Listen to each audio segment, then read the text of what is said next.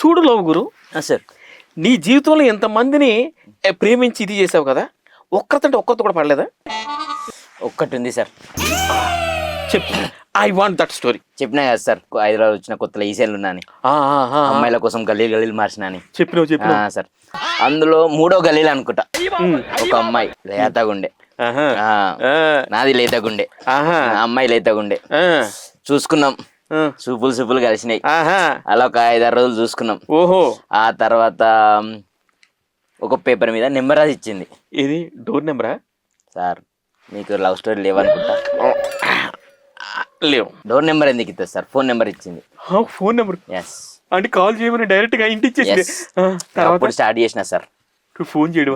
గంటలు మాట్లాడుతుండే, రాత్రి 2-3 అవుతాను. ఆ రోజులు వేరు సార్. 2 వరకు మాట్లాడుకోవాలి అంటే వీడియో కాల్స్ సపోర్ట్ చేయలేదు సార్. ఎవరు? ఫోన్, నా డబ్బా ఫోన్. ఓహో, అక్కడి నుంచి సపోర్ట్ వచ్చింది కానీ నీ ఫోన్ సపోర్ట్ చేయలేదు, డబ్బా ఫోన్ అవడం వల్ల. సార్ నీ కర్మ.